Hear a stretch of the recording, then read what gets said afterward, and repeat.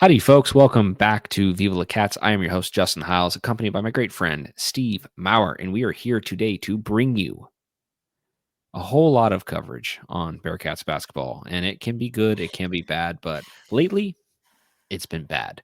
So before we get into that, just a quick shout out to our network, the 1012 Network. You can find them on Twitter, X, wherever you want to search for them. Go to the website, 1012network.com, and check out all the other shows that are provided covering everything Big 12. And as well, shout out to our sponsors, Charlie Hustle, for always bringing some quality merch. Steve, it's scary hours. It really is scary hours. To get everybody up to speed, since our last episode, we were going into the start of Big 12 play. We were very excited, talked with Eric, talked with Charlie, had the whole gang in here, and vibes were good. We were a little pensive, but vibes were good. You feel that you can at least go 1-1 at the minimum. Things are probably going to be okay. Bearcats dropped both games. We're going to start with K-State. Hit me.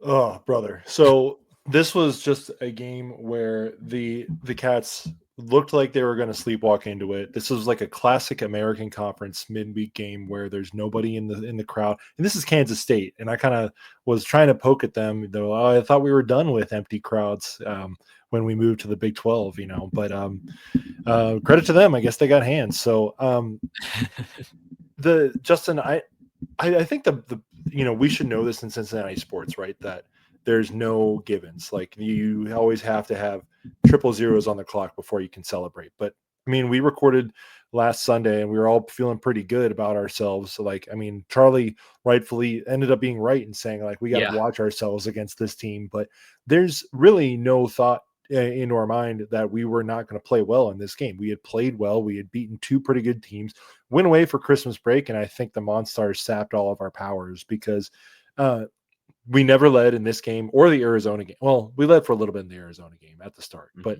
I never led in the Kansas State game. Second real road test after the Villanova game, and we look like we've just gotten spooked on the road both times.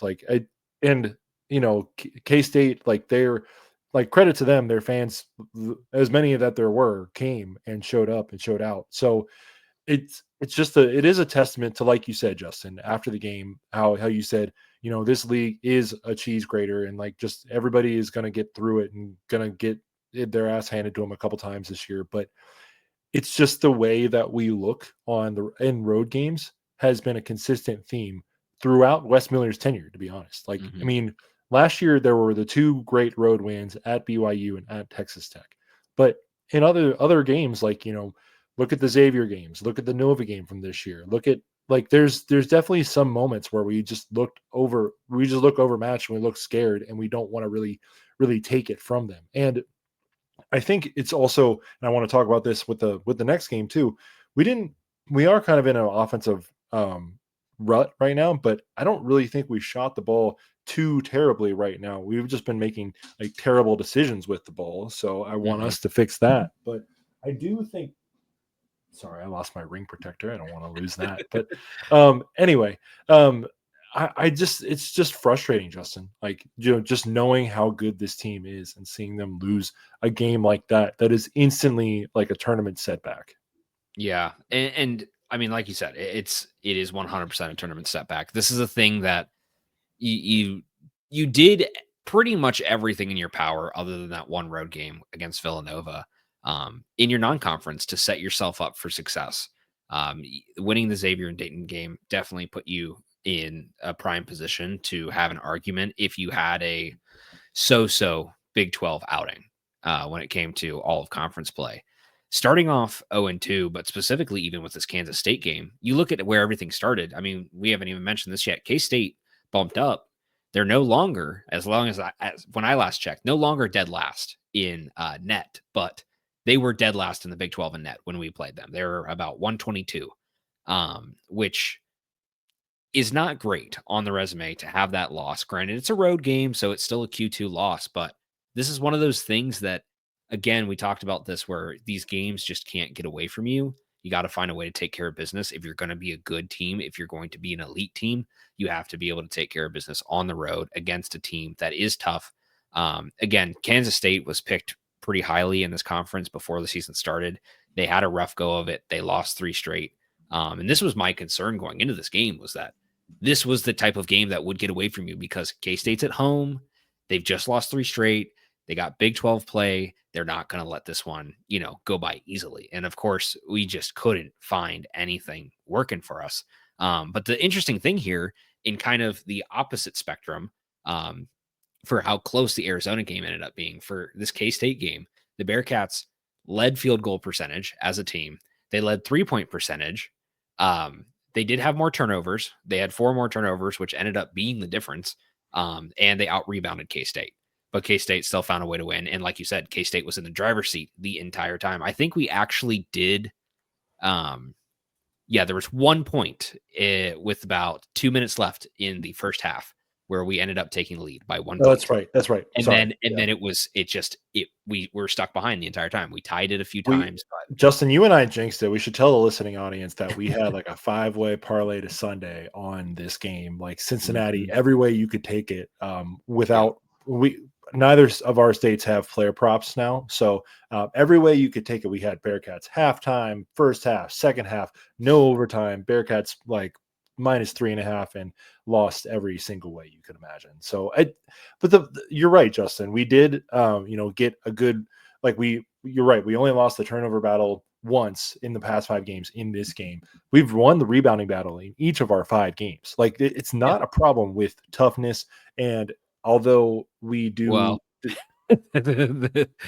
kind of. yes. Okay. Continue. I want you to save that. Maybe we're just getting like teams getting back on defense. We're just getting that, and that counts as the rebound. So maybe the rebounding battle doesn't mean as much anymore. Offensive rebounding, I only checked total. I didn't check offensive, so maybe I'll check back in. But the other thing too, though, is that it's just been like threes and lobs that has been like the definition of this season. And when they're not able to hit their lobs, they really don't have another like post game. And I will give Wes and the staff credit. They are able to draw up, and I don't know how often we're running plays, but the offense does get in enough motion where we're getting players open and for great looks from 3. It's just that we are not really hitting them at the clip that we need to be successful. And you look at both of these games, there's a 3-point loss and a 5-point loss. I want to stay on Kansas State, though. This is just I try to stay positive, Justin. I am generally a positive person, but when someone shows me that they are not capable, then I start then the doubt starts to creep in a little bit, like reasonably so. Take, for example, our Cincinnati Bengals. You get excited, and then game 1, they lose to what ended up being one of the worst teams in the entire football league this year. Like, it's apples to oranges, of course, but it shows you that when you have expectations of a team who has the talent, who I definitely believe can be better, and that I'm not calling the season over, but you just give yourself a lot more work to do when you drop that game early to a bad team who could possibly be a bad loss by the end. Now, now I'll be a Kansas State fan for the rest of the season, and if they're better and it's only a Q2 road loss, then so be it. Like, that is unfortunate, but it's just a deflating thing. And then already after the game, we're getting people who have not talked to us all year on Twitter, who are just probably Xavier trolls, half of them, but oh, Wes sucks. Like, Wes is terrible. He's not a good coach. And I was like, where were all of you people at the first 11 games? Like, where were all you people after the Xavier game? And so that's the people that I'm trying to talk about, Justin. Like, I kind of thought he needed one unifying win, and I thought he got it. I thought he got 2, honestly, with the Xavier and Dayton games, but people are already it's a new year, Steve. Off. It's a new year. It wasn't when he lost, but it's a new year. Yep. I mean, here's the thing too, and this is the game. We don't have an excuse for this for Arizona, but we can use an excuse here. So we're going to. This game came down to 3 points, 1 possession, gutsy finish. On the road, it's tough. It's a road game, and that kind of swing with 3 points in 1 possession, I think, is really important because, with all things said, the one thing we didn't mention was the free throw line, which we will get into the debacle of the free throw line, but more so the debacle of this K-State game in particular, was the imbalance in the trips to the line. It was the most homebrewed type of game I think that we've seen in a long time. And yes, I will 100% say this loss is still on the Bearcats. This loss is on not getting your offense. But in a game where it's this close, in a game where it's just chippy 2 points the entire way through the end of this game, and you need something to have a good momentum swing, the refs killed it. They missed multiple calls, and then the big one was the goaltending call. That was a huge momentum swing there, where K State got up 5 directly after that goaltending call, and then kept that gap, and it was just picked back and forth. But clearly, you could see in the replay, Aziz hits the ball turns, hits the glass, and bounces off. You can see it. Even LASIK commented on our post and said that you can see that. Do the Big 12 refs need LASIK too? They do. And it sucks because K-State going into that situation at the end of the game had an 18-7 advantage at the line compared to also was it 5-14 foul advantage before the, just we got a force time, or we got a foul to force timeouts and foul to just keep the game in check. Before that, it was, like I said, it was 18-7. It's just ridiculous. Like, there was way too many things going for K-State that weren't going for the Bearcats. And again, when you're on the road, those teams are going to get those calls. And here's the part where this gets sticky. And this is where I think is a good way to transition also into Arizona and going forward is, again, the free throw line is the biggest issue. The lack of physicality for this team is insane for how athletic and how diverse this skill set is, but from top to bottom. This team can do it all. The skill is there. The guys are all capable of scoring from every part of the court, except for maybe Aziz and a three. Like, everybody can shoot. Everybody can, post up. Everybody has a little bit of a fader or jumper or something. The skill is there. And yet the biggest thing is just how athletic all these guys are. And we are not getting to the line. We are not converting. We are not making those attempts happen. So much so that the Bearcats are, last time I checked, it was 325th in free throw percentage and 330s in free throw attempts. That's not on the refs. That's on your scheme, on the way that you run your offense. That is on the coach. That is on the system that you have put in place. And 330 as a team of this caliber is ridiculous. I will give him only this. Kansas and TCU are the only two teams that have less attempts than the Bearcats on average. But look at those two teams. Look at where they're at in comparison. Kansas is doing great. TCU's right there, kind of with us at this point. Yeah. Well, and then I was about to give your point some credence the other day, Justin, about how this league is like just wild because, Kansas, that team we were talking about, lost at home for the first time ever to West Virginia. West Virginia's first ever win at Allen Fieldhouse since they joined the Big 12.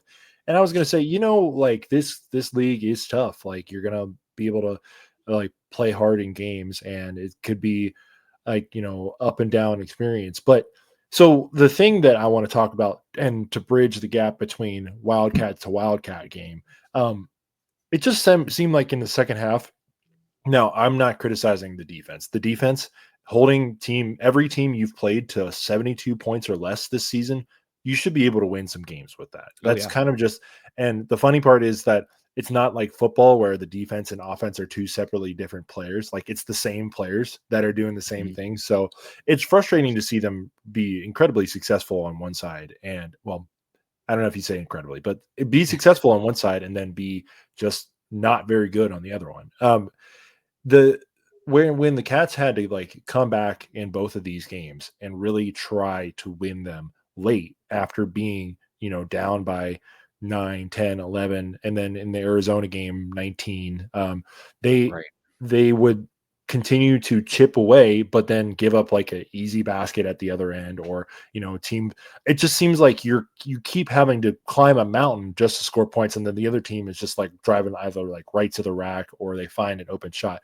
And now credit to Cincinnati's defense, Arizona was missing a few more than those, but Yep. we never tied the game with K-State after they took the lead again in the first half. Like in Right. the second half, they led the entire way. So Mhm. it was just like it just gave me such American Conference flashbacks, Justin. A game on CBS Sports Network on a Monday night with like half full audience, and it just like I didn't like it. And the other thing I didn't like about this past Saturday is that my wife is an Arizona alum, and I was wearing my joint jersey. Should I break it out for the people, Justin? You could. Okay, all right. Well, why No, don't you? after the loss, no. Maybe Yeah, before, you're but right. after the loss is kind of rough. Yeah, but anyway, so going to the other Arizona debacle, it it was a roller coaster, like we have on our title here, but it like we were down by 19 at some point in the second half. I had the audio turned off, like we were still watching, but it was one of those games where you're like, I'm doing something else in the Yeah. background, and like that game's just on, which is sad for game 14 of the game 13, I'm sorry, of the season, and you're already like, okay, turn off the audio, this one's like over. And at home too, like it's just I felt bad for our guy Frank, who lives out here in Phoenix. Shout out to Frank. He flew in for this game and Oh, to go to Ruby's after. So like I felt bad for him because credit to UC for coming all the way back. But again, Justin, it's one of those things where you should not have to be down by 19 to like really get some pride in yourself and come back. Like they made it close. They made it a 3-point game with like a late push at the end, but this was really like a 10-point game at heart, that Arizona just kind of stopped making shots and really yeah. having effective offense. And there's a couple back-to-back steals, break runouts. It's just a frustrating game, man, and a frustrating way to go 0-2 when you looked so bad for about 35 minutes. And when we tied the game, I told Emma, I was like, I would still not feel happy even if we won this because of how poorly we play. Yeah. Like, And I mean, that's fair. That's completely fair. Like I think the thing too that really gets away from us in this whole scenario is just how good this team could be. And yet they consistently fall short in the big moments. And that's, I mean, they, of course, thankfully pulled it off against um, Xavier. Dayton, I think we just kind of figured it out. But I'm talking about like Wes Miller's era in general and what we've seen from these teams in the big moments when you need to get something done, more often than not, it doesn't go right. And I think that's kind of the thing that seems like there's a disconnect here.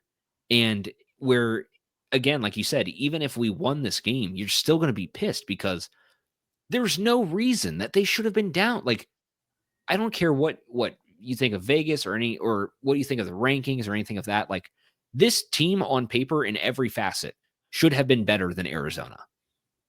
yeah, And well, they and were Arizona clearly has not. Caleb Love. Like they have Yeah. they have They have Vsar. great They players. have they Yeah. got a couple of good players. I would say they're might be as talented as us, if not more. If you get Caleb Love on a good day, they're definitely like definitely some talent there. The problem with us, Justin, and that I want to talk about that in the next segment, but it just seems like there is again, and we know this from last year, we are a team of talent, but there is not one singular guy that we can go to in any moment and just say, all right, son, here's the ball, like get us like figure it out for us. And I think this is probably the problem with being a UC basketball fan over the last 15 to 20 years is that, you've had the highs and lows. Like we've been used to consistently defensive teams playing well on that side, but not having a strong enough offense to really complement it. And it seems like I joked about this during as a tweet during the game that like, I think we were all complaining about playing in rock fights in the American less than like 6 years ago. And now we have somehow Yeah. found our way back into rock fight land once again, playing just poor offense. Can I and just it's just frustrating because we shoot 5 of 25 from the 3-point line. We seem to have no interior offense outside of the lob, and Mhm. or a run out. Like I Justin, is it just that like it is Aziz and Dylan and Arrington are not really strong post players? Or is it that we're not threatening enough from the three right now, so teams are not really coming out to defend it? What do you think it is? I mean, I think unfortunately, it's just a mix of everything. Like that's the issue. It's not like you can't really like pin it on one thing because in order to pin it on one thing, that would mean that you were successful in all these other areas. You're not. You're unsuccessful in many different zones. Like you said, 5 from 25 for 3.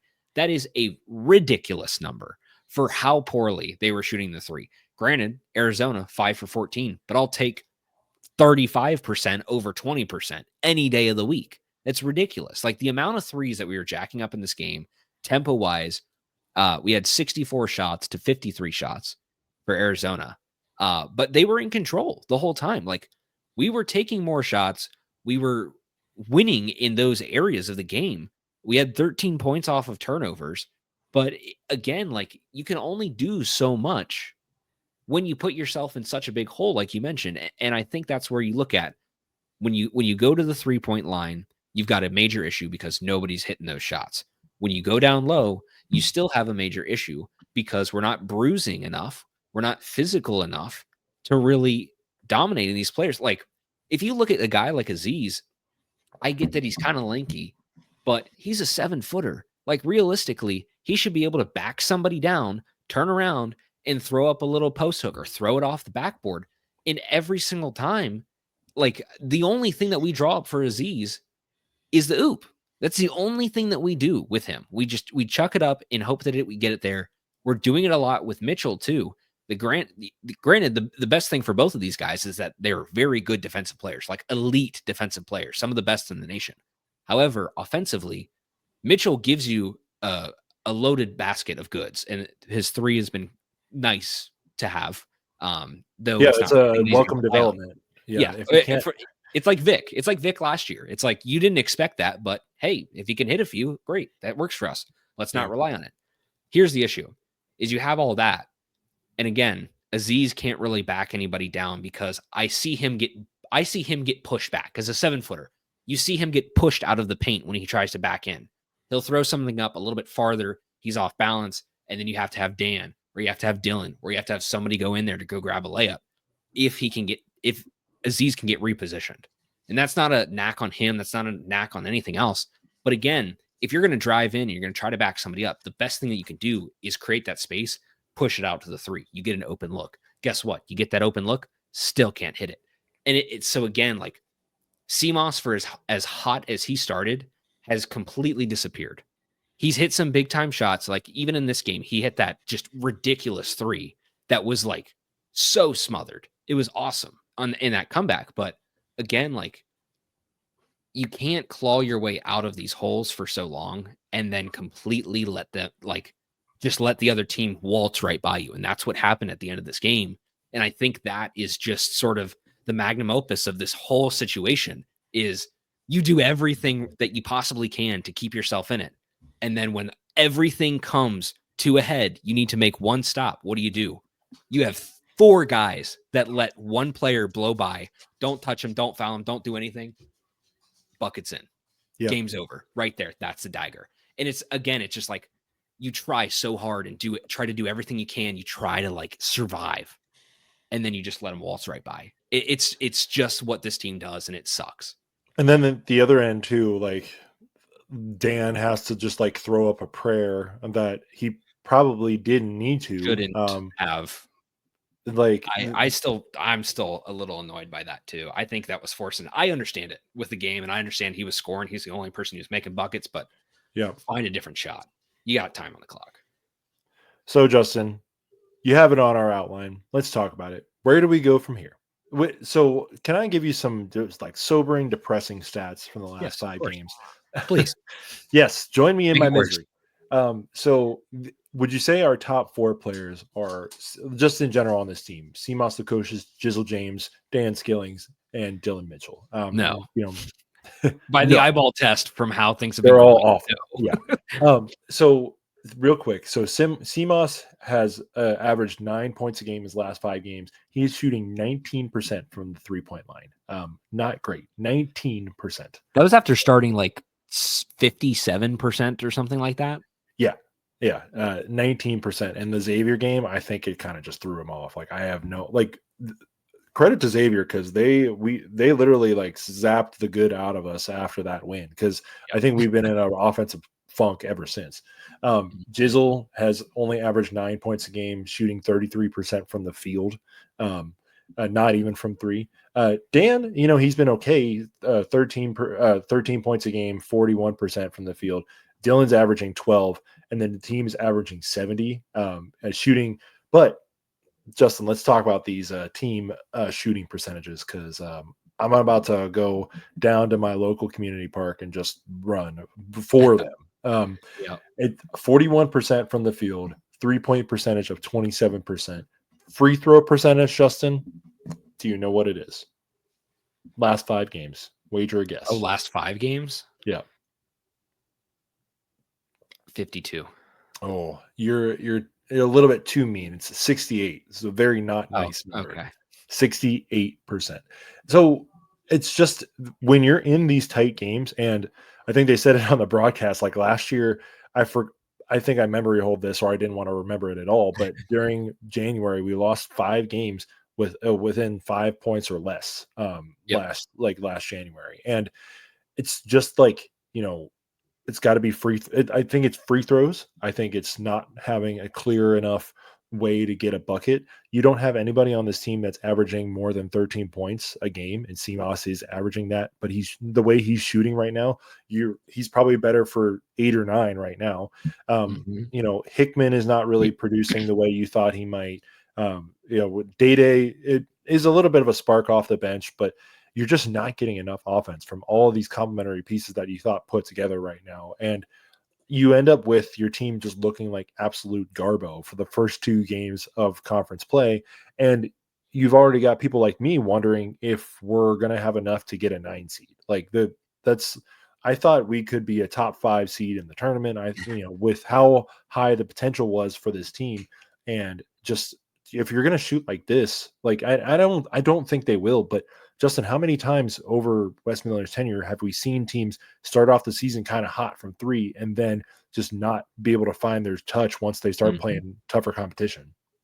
I mean, that's fair. And like, I hate saying this. I really hate saying this, but this is unfortunately the identity that I think a lot of Bearcats fans are starting to pick up, which is, I should have known better.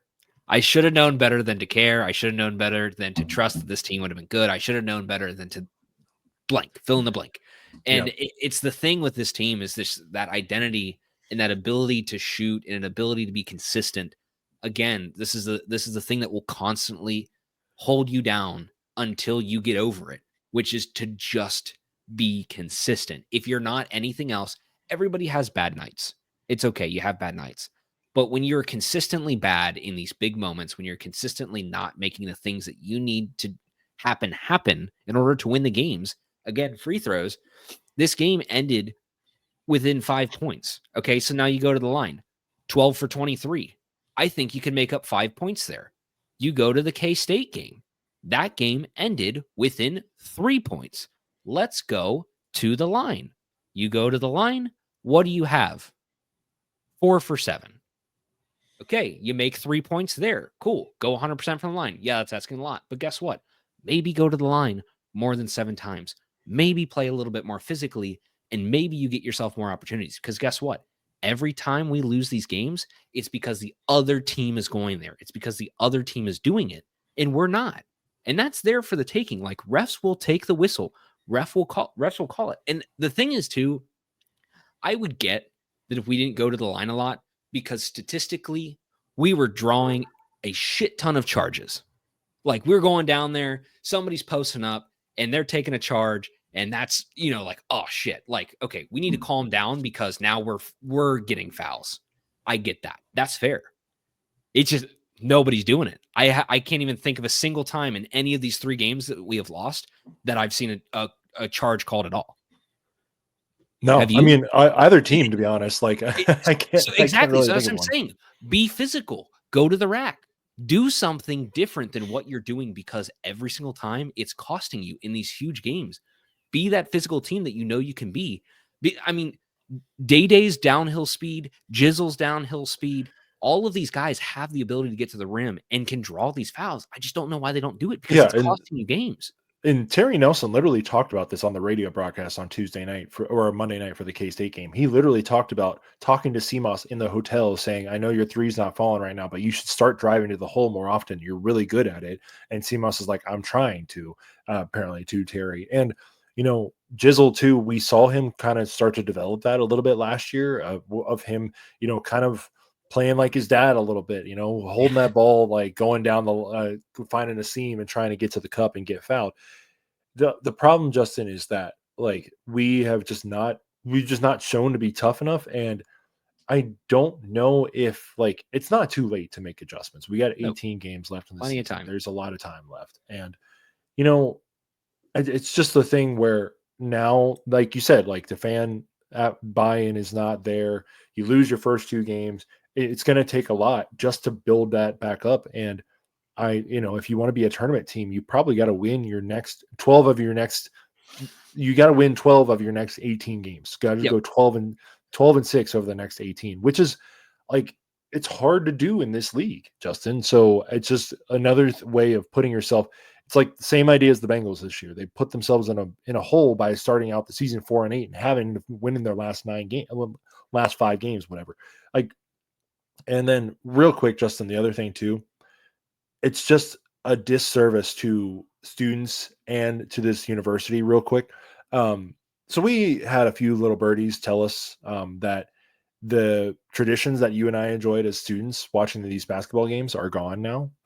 No confetti, paper tosses, no fatheads, no go home cheers when the other team's being announced, no cheerleaders on the court, no like I'm trying to think of what like there's not really many organized cheers anymore either when the team's Yep. on offense. It's mostly just it's still kind of quiet, honestly, when the team's on defense. Like, Did you say the bass drum one, or did I miss that? no, go ahead. Yeah, like when we make a free throw, Yeah, I don't even right. know if they do like the finger point anymore. I They just do like that. They do that. uh, That's fair. well, I mean, God forbid a booster walks by and can't watch while he's getting his fourth beer of the game. I'm not saying anything about beer drinkers. Please drink your Cincy Light. Enjoy responsibly. But the problem, Justin, is that if you're going to take those things away from the game and then you're going to give us like a not very good product, then what's the buy-in from the fan standpoint of, Yeah. oh, that game was a lot of fun. The students were into it. Fans were into it. It was really loud. I would love to go again. It's just like we got told that over the weekend. I won't name our source, but it's just one of those things where it's just frustrating, man. Like, and we're miles away from UC. We can't really do anything on the ground, but Right. just frustrating. No, that's true. And I mean, I think that's a thing. And again, which I come back to is the whole sort of issue with this team is you talk about losing some of those things that are part of your identity. You talk about the offensive and defensive side of the ball. You talk about everything that's going on with this team. Again, it just feels like in general, there is a lack of identity. It's like, what's the thing that is your thing? What's the thing that makes Cincinnati basketball Cincinnati basketball? You know it when you see it. It's a tough and nasty basketball. It's big, like just powerful dunks. It's the excitement. It's the jump around type of, vibes. Like it's the stuff that makes this team exciting with the Jordan brand, with all the hype that you got. But like you have all these surrounding parts with your offense. Like you have the cool, exciting like threes and stuff. You have the gritty, tough defense. You have some of these rock fight games that's been part of our identity. But the thing that you're really losing in all of that is just at the end of the day, winning matters, unfortunately. And we're not doing that in some of these situations. And I know, again, we're 10-3. There is a whole rest of the season left. You have more than half of your season left to get right and shut us up. But that's the thing is like without some of these things going right, like you're losing sight of that. And this would be a great time. We're gonna skip this because this is a great time to position, and we'll come back to it. But this is a great time to talk about Baylor because you have Baylor coming up on tomorrow night, the night of those who are listening on debut day of this episode, you have Baylor coming up, who has also dropped out of the top 25, who has not been looking good as of late, who's now 9-4. They beat Utah, but they haven't won I think all of their games that were against ranked teams, but they're still a very good team. Like in those big games, they have not been able to make it work. But other than that, like Baylor's kind of got it down.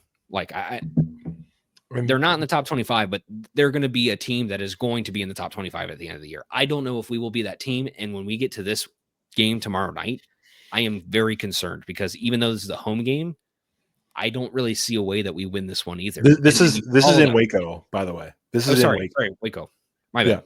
Away game. Again. We might need might need the help of the ATF to bring down a home in Waco tomorrow night, honestly. But sorry. Such a great pool. That was a great pool, Steve. I'm sorry, but it's Waco, But anyway, VJ Edgecombe. That's all I have to say about this Baylor team. I mean, like they got shellacked at Iowa State on Saturday, but I think a lot of teams are going to get shellacked by Iowa State this year. I think Iowa State is probably the best team in this league, and I think let's put our cards on the table, Justin. I think Scott Drew is a better in-game coach than Wes Miller right now. Like, I mean, there's no doubt about it. I don't think that's anything like saying anything controversial, but no, we've seen Wes in these games really not be able to bring like the full house, or not be able to really make the correct decisions when it matters. And Scott Drew's won a national championship and he's got the talent and it's at home. So you potentially are going to go 0-3, and then you get the Kansas Monster on Saturday at home. They just beat UCF by 51 points in Florida this Sunday, and now they have a game at home this week. I forget who it was against, but so they're playing Arizona State. Okay, yeah. So they're playing 3 games this week, but does that matter for Kansas? Like, no. Are they just gonna like beat us by 40 this weekend? Like, I don't know. I wonder if they think about that Big 12 tournament game and they want to exact some revenge. So like, for sure, man, the spiraling of doom has happened thanks to the octagon of doom. We are in a spiral of doom. Yeah, I mean, you made it very, very clear. We are absolutely spiraling right now, if you can't tell. Which unfortunately, that's the thing again with this team, is that until you go in and you prove that you can take care of business in the games that you need to take care of business, I don't believe that you're going to be able to do it in these games like this game. I mean, we had this exact same situation last year. Look at how we started last year. This is the exact same story. It is deja vu. We are saying the same things that we said last year. At this point in time, this team can do it. It has the talent. They've shown you all non-conference. They beat the games that they lost last year. They beat those opponents and they won those games, but they're still falling short in the big moments. They're still falling short when it counts. And then you go on the road and you're going to have these dicey games. Remember what happened at the end of the game last year against Baylor? Free throws. Got to get it figured out. Got to get everything in line. Otherwise, these teams are going to take advantage of you and they will win. Again, Baylor 9-4 this season. They've folded every time they've played some good opponents. However, I still find this team to be much better than us. Not us. I just don't see how this really works out in our favor. The biggest thing that I'll mention here, some differences here. Bearcats right now, as it stands in this point in the season, are averaging 77.5 points per game, allowing 60.5, which is fantastic defense. Baylor, on the other hand, scoring 84 points a game, allowing 69 points per game. Nice. So here's the thing. If you get your offense going, and this is what we've said all season long, but it's really what matters right now. If you get your offense going, you could probably win any game in this conference.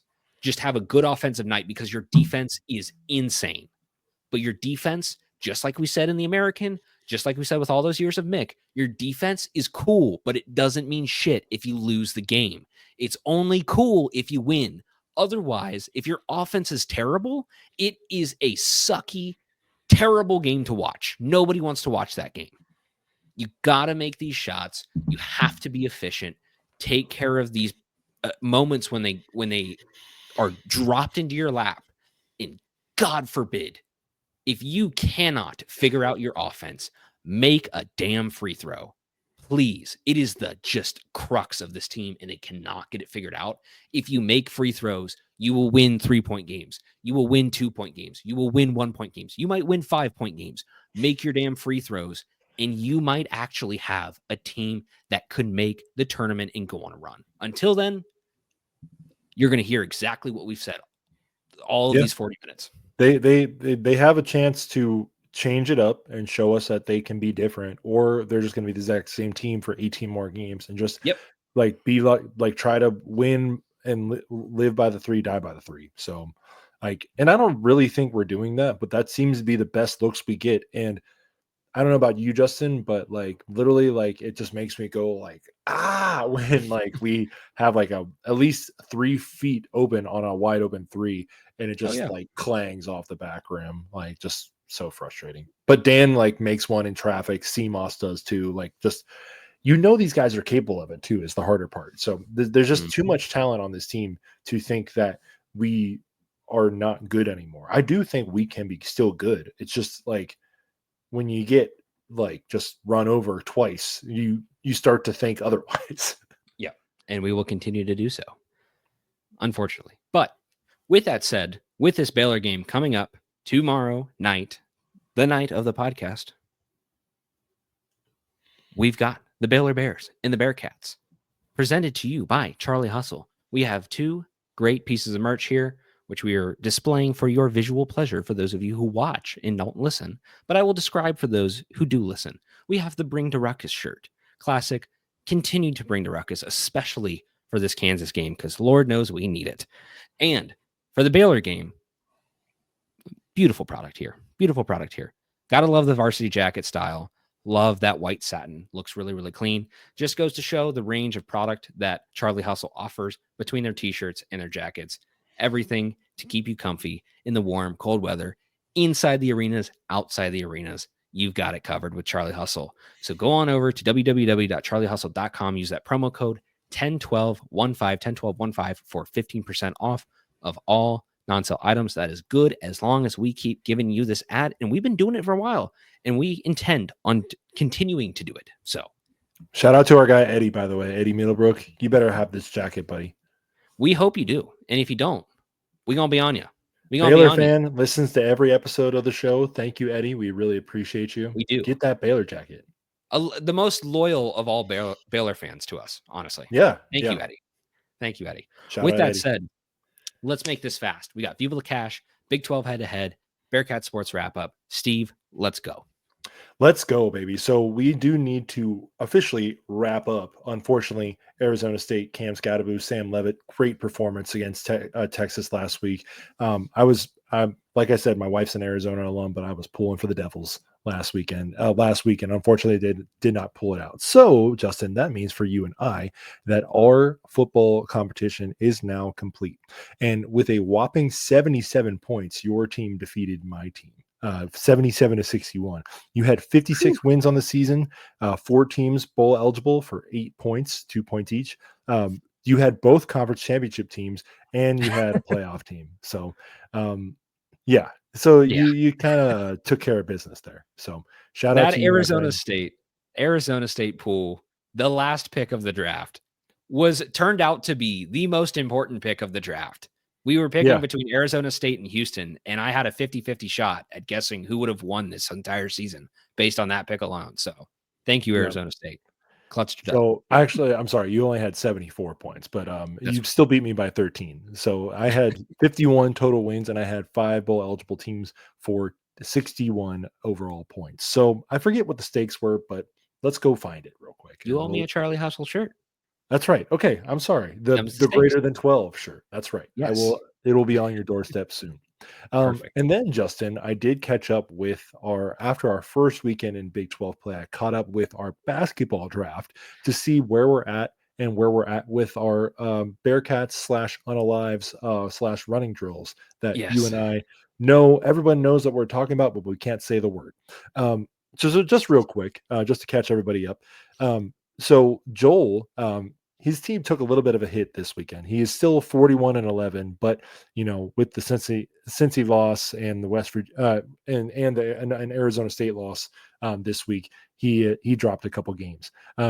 I made up a couple games this weekend. Houston won easily. Arizona won easily. Well, not easily, but we just talked about that. TCU won. And so now I am 34-18. Justin, Oh you're God. keeping pace with where you were last. No, you're good. You got Iowa State, brother. I think you're going to be all right. Iowa State won. Kansas State, we talked about, they beat us. BYU did unfortunately lose at Houston. And Utah, I don't know about Utah this year, Justin. They might not be very good. So, but you're only one behind right now, the Ghost team, which has Baylor at 9-4, Tech at 10-3, UCF at 10-3. Although I want to kind of ding UCF for losing by 50 points in conference. Like, I think you kind of got to ding them for that. And then Colorado, who's 9-4 and probably also bad. So I think UCF and Colorado are going to be what takes down the Ghost team eventually. So Ghost team is at 38-14 right now. Steve is at 34-18. Joel is at 41-11, and Justin is at 37-15. So maybe, just maybe, we won't have to do any running this year if UCF and Colorado just do their job. It's very possible, but it's going to be tight. I'm hoping that UCF loses, as they should continue to lose. We will see how that goes. Steve, guess what? The last thing that we have to do before we get to the Bearcats sports wrap up is we got to pick these lines. Yes. The Bearcats, as it currently stands for tomorrow night's game at Baylor, the Bearcats are 5.5-point dogs on the road, and the over-under for this game, 138.5. So, with that said, 138.5. We've seen how these games have gone. They've kind of been rock fights lately. If you do the math, and I'm not good at math, but if you do the math, that's 69 points per team. So, potentially nice. Who you taking, and are you taking over or under? 4 points for the Cincinnati Bearcats on the road is 5.5.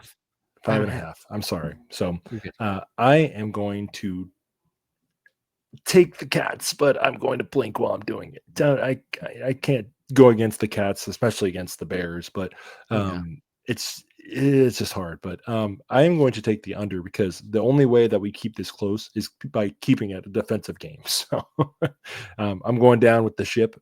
Give me the under and give me the Cats. For the spread. Now, what about the money line? And here's where I'm going to give mine real fast before you say it. Go ahead. I am going to go hammer the Cats spread. However, it will be the under, but I'm going to take Baylor to win the game, unfortunately. Baylor's going to win, but the Cats will cover 5.5. I feel confident about that. We're probably going to lose in the same fashion we've lost these other games. But that's fair. If we win, we cover, so it's fine. Yep. You know what?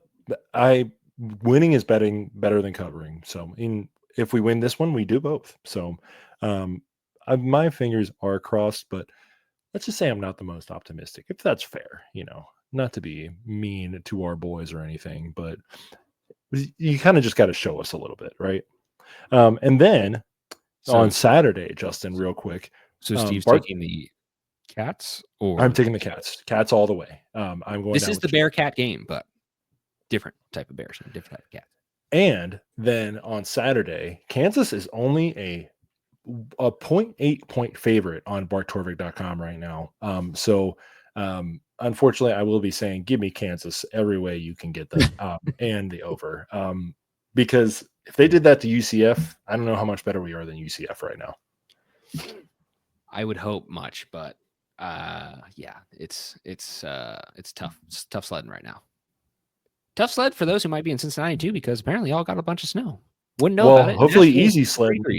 Yeah, hopefully easy sledding. So Arizona is even gonna dip into the 30s this week. So there you go. It was a little bit chilly this morning. Oh, it was quite chilly here for sure. That desert cold is a little different type of cold though too. It is a different type of cold now, boy. 30-degree cold is real cold in the desert.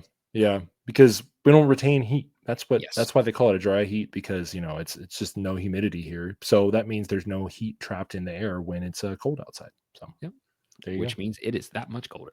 Yes. No wind. So, but Your mileage may Chief, vary whether you like it or not.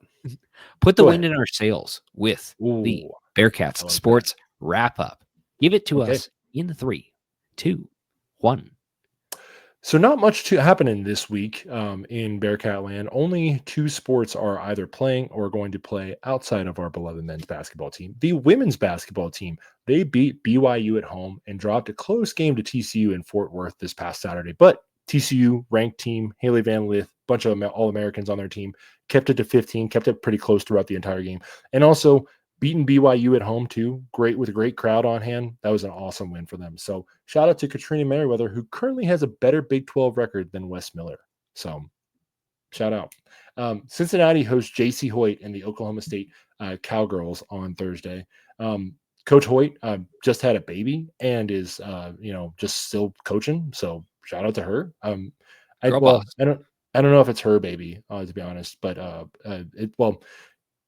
for context, she was holding a baby at the press conference, so I don't know which one it was. But I don't know. I don't know how that works. I'm sorry. I'll be honest, but please don't cancel me. And then Cincinnati will visit UCF on Saturday. So shout out to the women. I definitely just made a mockery of myself in that part. And to wrap it up real quick, track and field completes in their first indoor meet of the season this weekend as they travel down to Lexington to play in a meet at UK's athletic facilities. Perfect. And that was your Bearcat Sports Wrap Up. Please, as always, support all of the Bearcats' other teams. It is not just about basketball, men's basketball. It's not just about men's basketball. It's not just about football. It's about all the other teams. And guess what? Some of the other teams might be better than some So of the other teams. here's the final word real quick. Oklahoma State head coach J.C. Hoyt gave birth in December 2024, came back to coaching 2 weeks later. That's Jesus. that's dog mentality right there. Like I'm serious. Like that is like good for her, man. Like coming back 2 weeks after you give birth and like coaching basketball, like that's incredibly impressive. So No days off. seriously.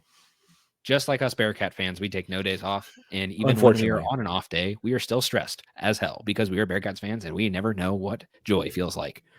But hopefully we know what joy feels like tomorrow night, the night that this podcast comes out. So tonight, for those of you who are listening on Tuesday, January 7th, happy January 6th to all those who celebrate. No. The back half of this podcast has been wild, bro.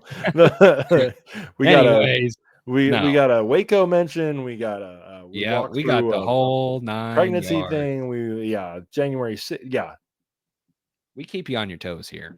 That's right.